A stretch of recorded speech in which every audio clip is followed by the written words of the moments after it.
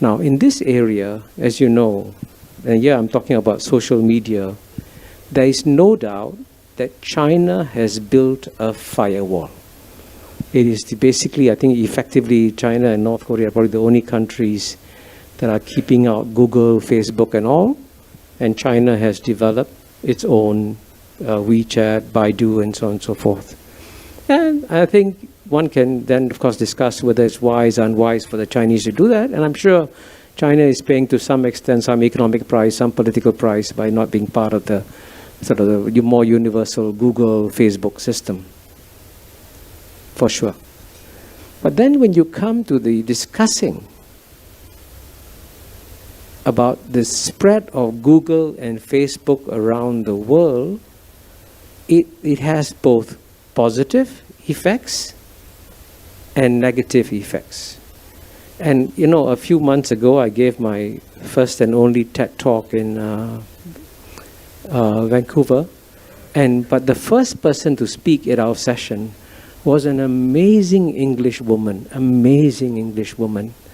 Her name was Carol Cadwallader. If you ever get a chance, please watch her TED Talk, because she documents in amazing detail how Facebook was able to transport outright lies into the Facebook accounts of various people. And that's why this vote on Brexit swung. So these were lies that were being told that led to a political disaster. And she said nobody could regulate Facebook. And when she as a journalist tried to get the lies, she couldn't get them. The lies had disappeared in the social media. Now, what's the reason why I bring this up is that in many countries, Brexit, you saw one result. If you have Facebook or Google, which is unregulated, spinning around the world, right? Is it just purely bringing good, or is it also challenging, disrupting societies through fake news and other ways? And then if I want to bring another ethical dimension in about data and the spread of data, why have Facebook and Google made such incredible profits, right? Principle is very simple: access to data. And ironically, the data is often going from poor countries to rich countries. And then the huge profits goes to the rich countries.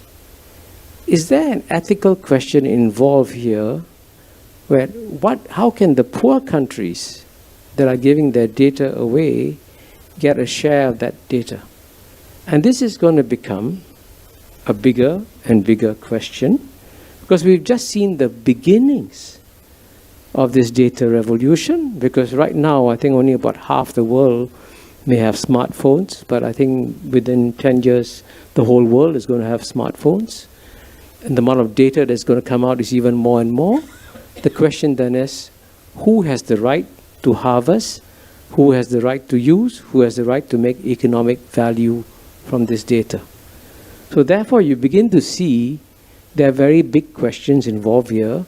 And then you also understand why the Chinese built a firewall and said, hey, we want to be able to control what we are doing in this area. So what you therefore see in what is called a trade and technology war has got far deeper political and ethical dimensions. And you've got to be aware of the political and ethical complexity of these issues when it comes to passing judgments on who's right, who's wrong in this area.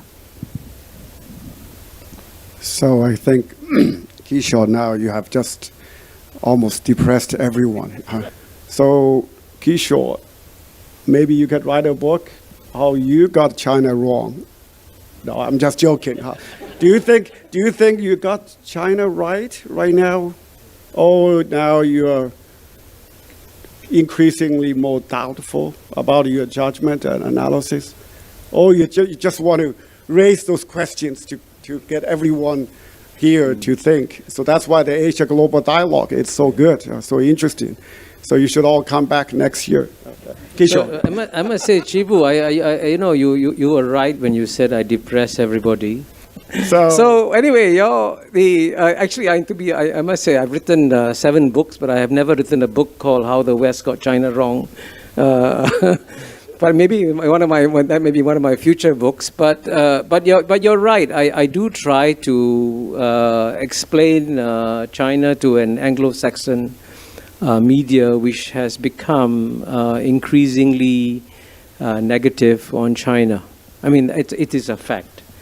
And I would say to you, Chibu, I don't know when were you last in the United States? Huh? But I suggest you go down there, because I go there, 3-4 times a year. By the way, I'm a U.S. citizen, so I've voted since 1996. So I'm very familiar with American politics. Yeah, but that was my point. That was exactly my point. It is my American Chinese friends who are like you, who are now telling me that they are very concerned about the sentiment against China. And it is precisely the American citizens like you. And so that is something that worries me. And I think it's a bit unfortunate. And I do, see, I want to emphasize, I want to be proven wrong. I want to believe that at the end of the day, United States and China will do the right thing, which is to focus on improving the well-being of their own people, and not focus on who's the number, to quote Andrew Sheng, who's the alpha male in the room. If both United States and China focus on improving the well-being of their people, then I think we will have no problems in the world at all. But unfortunately, as a geopolitical analyst, and since you say I've been writing books a long time, sadly, in the last 20 years, most of the things I've predicted have come true. And I'm prepared to take a bet with you now publicly, in front of everybody, that U.S.-China relations 10 years from now will be much worse. And if you believe otherwise, let's take the bet. No, okay. There's no point to bet, because I agree with you. 10 years from now, the U.S.-China relations will be much worse, very different from what they are today.